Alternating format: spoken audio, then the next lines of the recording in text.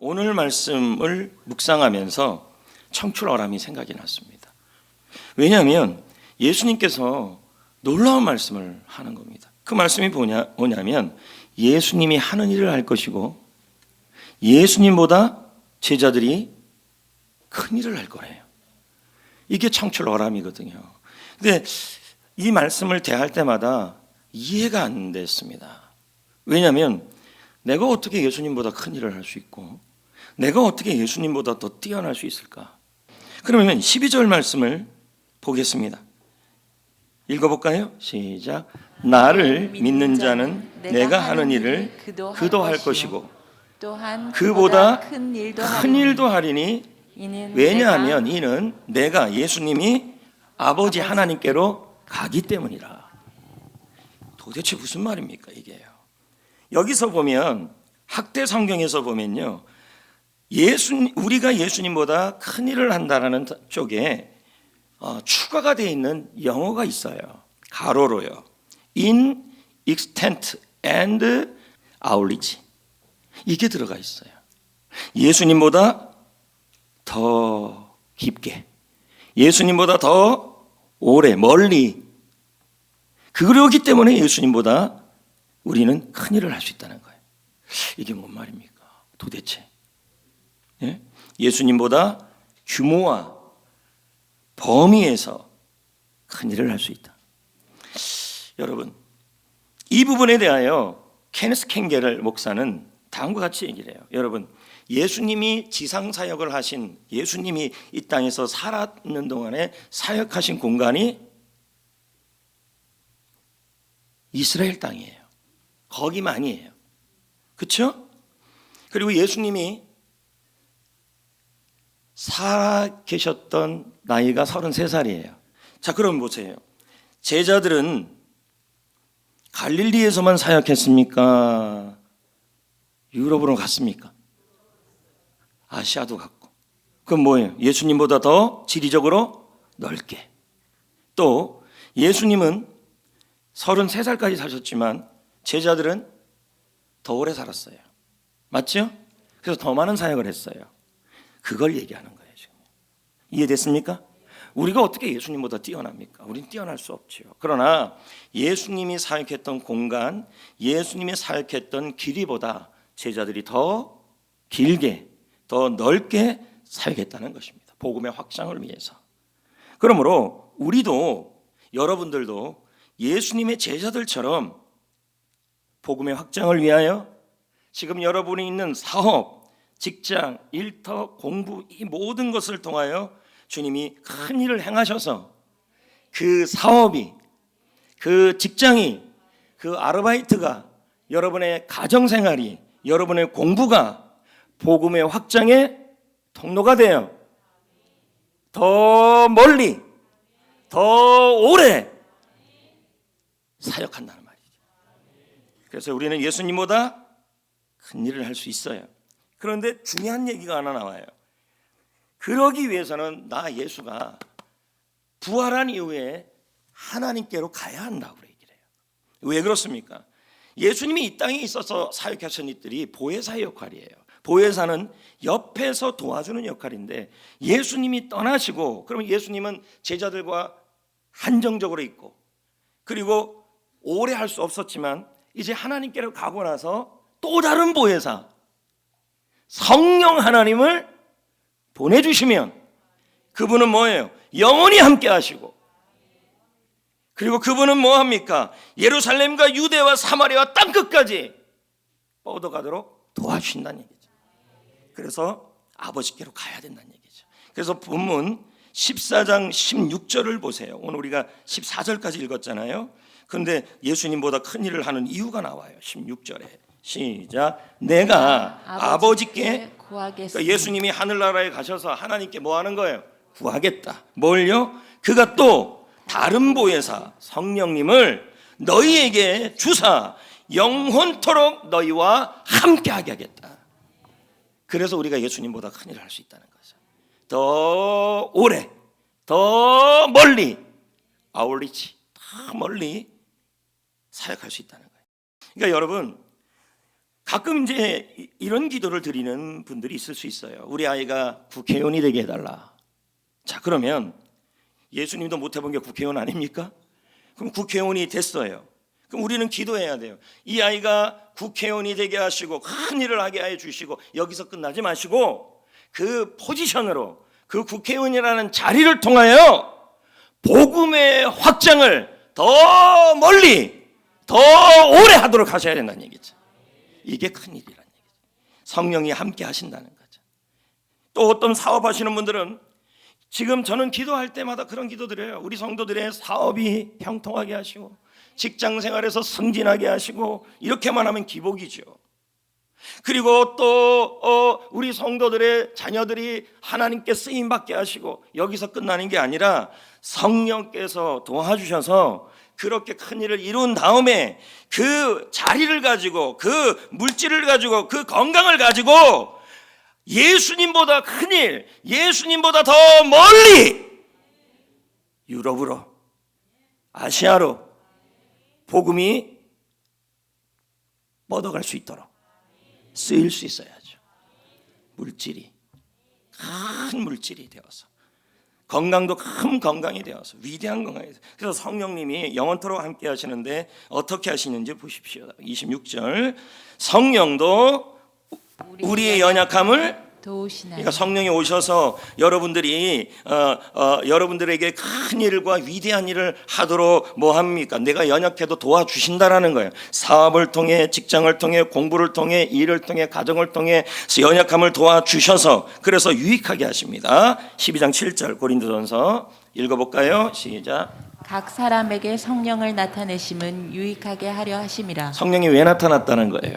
여러분에게 일어나는 일들이 유익이 되게 하기 위해서, 큰 일이 되게 하셔서. 그래서 그 일이 진짜 위대한 일, 큰 일이 되려면 공부해서 좋은 대학 갈래요? 결혼해서 잘 살래요? 물질 복 받을래요? 그리고 사업이 잘 돼야 돼요? 이런 마음들이 있는데 거기서 멈춰버리면 예수님보다 큰 일이 되지가 않아요.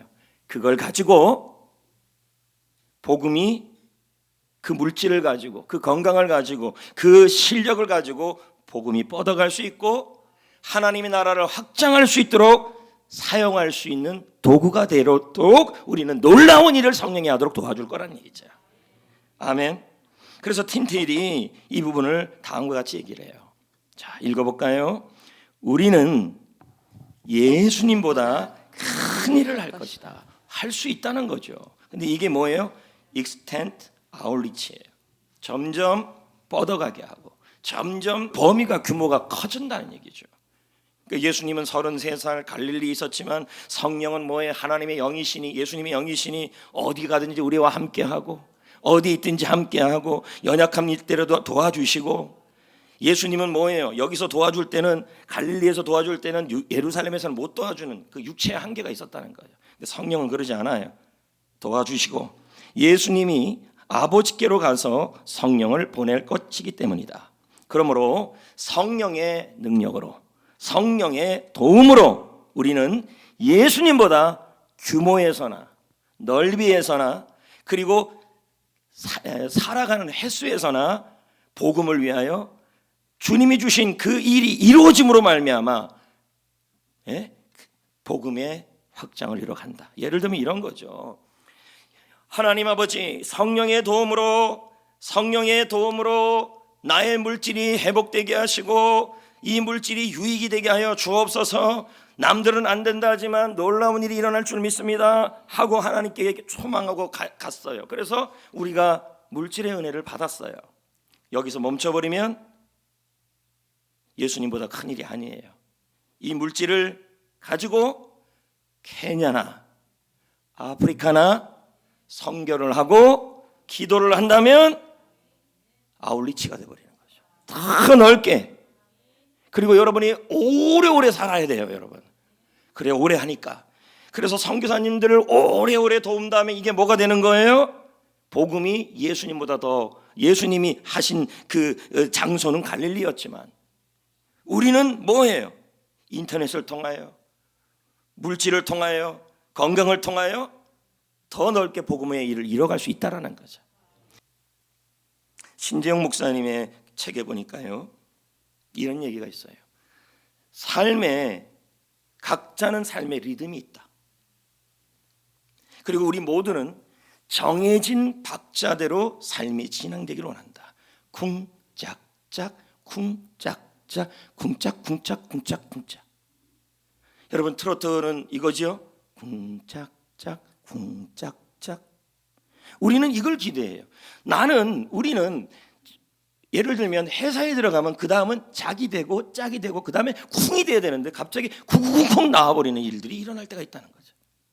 우리는 모두 기대를 해요. 나의 인생이, 나의 자녀가, 나의 가정생활이, 나의 회사생활이 모두 정해진 박자대로 내가 기대하는 대로 되기를 원해요. 그러나 인생은 그렇지가 않다는 게 문제예요. 엇박자가 있어요.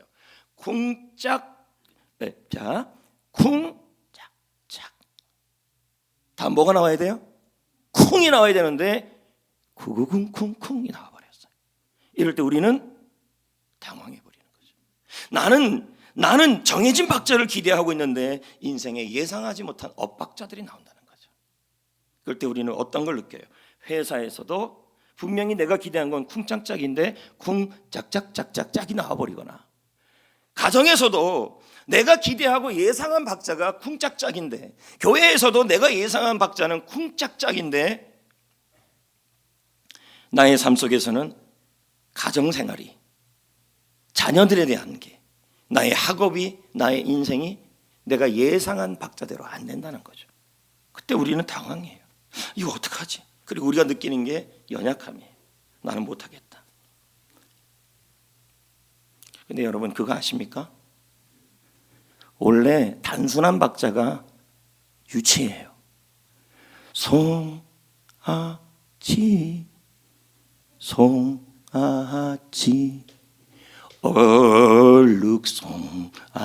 얼룩송아지. 굉장히 단순하죠? 그러나 여러분 베토벤의 박자를 보세요. 굉장히 엇박자가 많아요. 당기문같이 드드드드 드드드드드 뭐 이렇게 나가요. 원래 여러분 멋진 곡들은 엇박자가 많아요. 이 엇박자가 와서가 문제가 아니라죠. 그래서 이 신지영 목사가 계속 말하기를, 그렇게 엇박자가 나오고 예상하지 못한 박자가 나와도 상관없다. 그러나 주님은 최고의 연주가다. 엇박자로도 음악을 만든다. 명곡. 내가 예상한 게 쿵짝짝 결혼인데 쿵짝 실연. 이런 엇박자 같은 일이 일어나도 우리는 당황하고 우리는 예상한 대로 안 되지만 주님은 어떻게 하신다고요? 그 엇박자를 가지고 명곡을 만든다는 거죠. 자, 계속 볼까요? 삶의 악보는 주님이 만든다. 나에게는 엇박자이지만 주님에게는 정박자이다. 예상치 못한 엇박자 속에서도 주님을 찬양하면 기대 이상의 일을, 놀라운 일을, 위대한 일을 주님이 행하신다는 거죠. 주님은 일을 행하시는 여호와. 할렐루야. 그러니까 우리는 내 삶이 내가 계획했고 나의 버킷리스트대로 안 된다 할지라도, 여러분 우리는 내 인생이 잘못됐다, 실패했다고 얘기할 수 없다라는 거예요. 내 인생의 실패와 결론은 내가 정하는 게 아니라 주님이 하시는 거죠. 여러분의 삶 속에서 내가 예수님보다 큰 일을 할 수 있을까? 우리는 예수님 갖출 수가 없어요. 왜? 예수님은 하나님의 아들이고 능력이시고 모든 이름 위에 뛰어나신 이름이에요. 이 말은 그 부분을 얘기하는 게 아니라 예수님이 살아생전에 있었던 지역의 한계를 뛰어넘고 사역의 범위를 뛰어넘는다는 의미고 나이의 범위를 뛰어넘는다는 얘기예요. 그러므로 여러분의 삶 속에서 하나님이, 성령님이 여러분의 사업장에도, 여러분의 가정에도, 여러분의 직장에도, 학업에도 엇박자가 혹시 일어난다 할지라도 우리 주님이, 성령님이 함께 하시고 성령님이 도와주시고 성령님이 유익하게 하여 주실 겁니다. 그래서 그 큰 일을 통하여, 축복을 통하여 주님이 하신 위대한 일, 복음이 5대양 6대주로.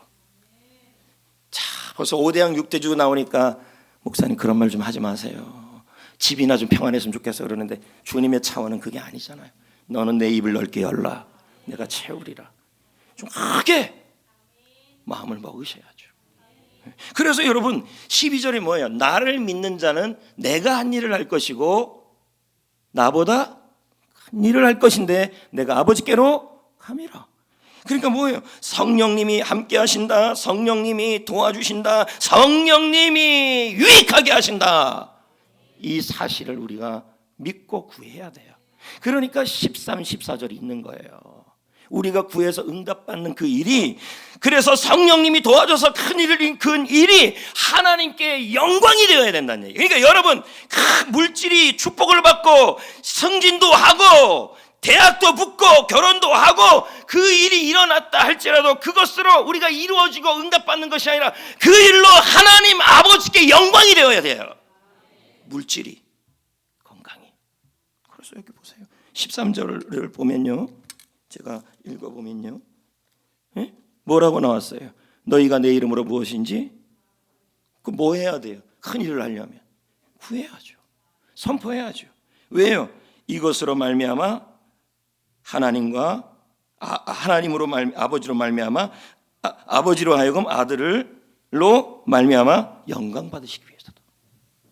그래서 제가 그 얘기 했잖아요. 우리 교회 아이들 중에 대통령이 나왔으면 좋겠다. 그리고 좀 존경받는 대통령이 나왔으면 좋겠다. 근데 미국 대통령들처럼 대통령이 되고 나서도 자기 모교에 와서 주일날 주일학교 교사 일을 하잖아요. 이게 뭐예요? 도전이에요. 주님께 영광 돌리는 일이죠. 그러면서 14절에 뭐라 그럽니까? 그렇게 예수님보다 큰 일을 하려면 이렇게 하라고 지금 얘기하고 있어요. 내 이름으로 무엇인지 내게 구하면 내가 행하리라. 이렇게 나와요. 그럼 뭐예요? 구하다는 말이 선포하라는 거예요. 뭘요? 예수님이, 성령님이 오셔서 하시는 일을 나의 삶 속에 선포하고 명령하면 내가 행하리라. 내가 만들어주리라. 성령님을 통해 선포했던 그 말들을. 그럼 우리가 뭘 선포해야 돼요? 성령 하나님이 나와 가정과 사업장과 영원토록 함께한다. 그리고 나의 부족함을, 내가 못하는 부분을 도와주신다. 그리고 지금 일어나는 일들을 성령이 나타나면 각 사람을 유익하게 하여 주실 것이다. 그래서 이 일을 통하여 예수님과 하나님이 영광 받을 거다. 영광 받으려면 어떻게 해야 돼요? 나에게 주신 주님의 그 큰 일이 복음의 확장을 위해 쓰여야죠. 건강이든 물질이든. 여러분, 마리아 알아요? 마리아. 여러분 지금 마리아를 알아요? 그런데 마리아, 아베 마리아, 그 아베 마리아가 아니에요. 예수님의 어머니 마리아예요. 그러면 예수님의 어머니가 살던 곳이 나사렛이잖아요. 그러면 여러분, 나사렛은 도대체 어느 곳입니까? 라고 한다면 그 도시가 얼마나 시골이냐면 당시 나사렛의 인구가 100명도 채 안 됐어요. 너무 작은 도시. 거기에 한 소녀 마리아. 무슨 큰 꿈을 꿈겠습니까? 무슨 큰 위대한, 결혼을 하면서 무슨 위대한 일을 꿈꾸겠습니까? 그냥 자기 자신을 남자 만나서 결혼하는 게 다였죠. 근데 우리 하나님은 그러지 않았다는 거죠. 가브리엘 천사가 나타나서 성령 하나님이 너에게 잉태케 할 거다. 너에게 태어나는 자녀가 세상을 구원할 거다. 마리아 입장에서 하나님 가당키나 하세요? 저요, 제가 사는 곳이요, 시골 중에서도 아주 제일 시골입니다. 저요, 다른 꿈 없어요. 그냥 남자 만나서 편안하게 살다가 그냥 죽는 게 내 꿈이에요 라고 얘기할 수 있죠. 근데 하나님은 그렇게 말하지 않았다는 거죠. 성령 하나님이 잉태케 하여서, 성령님이 함께 하셔서 마리아가, 여러분 예수님의 이름도 전 세계에 많이 알려져 있지만 예수님의 이름을 넣어서 이름을 짓는 경우는 많지는 않아요. 그러나 웬만하면 요즘 다 마리아예요. 영어로 메리는 다 마리아예요. 그 마리아의 이름이 얼마나 좋으면 여러분 개도 뭐라 부릅니까? 메리야 일로 와라 이러잖아요. 여러분 성령님이 한 여자에게 일함으로 말미암아 그 여자 마리아가, 보세요, 마리아의 이름이 사역이, 마리아의 이름이 뻗어갔다. 그리고 그 예수님에게 마리아에게 태어난 그 자녀가 놀라운 일을 이루었다는 거죠. 여러분도 같은 마음. 지금 여러분의 상태가 나쁠 수 있고 모세처럼 과거가 좋지가 않을 수도 있어요. 미래가 보이지 않을 수도 있죠. 그리고 나의 현실이 답답할 수가 있고 주위에서도 우리를 향하여 답답해 보인다고 말할 수 있죠. 아이들을 볼 때도 답답해 보이는 거죠. 그런데 여러분, 우리도 마리아처럼 우리의 자녀가 예수님은 아니라 할지라도 그 자녀를 향하여 큰 꿈을 가질 수는 있죠. 하나님 아버지, 나의 자녀가 성령께서 함께 하셔서 성령이 이 아이의 연약함을 도와주셔서 성령께서 이 아이에게 일어나는 모든 일이 유익하게 하여서 이 아이를 통하여 복음이 확장되길 원합니다. 이 꿈을 품으셔야죠. 버니 시글은 말합니다. 하나님의 책상 위에는요, 책상이 있는데 하나님의 책상 위에는요 이런 글이 쓰여 있다는 거예요. 이렇게요. 하나님의 버니 시글의 말이에요. 내가 만일, 우리가, 여러분이 만일 나는 불행하다, 또는 아까 말한 너는 미래가 없다, 너는 회복 안 될 거다 라고 말을 하고 다닌다면 불행이 정말 어떤 것인지 보여주겠다.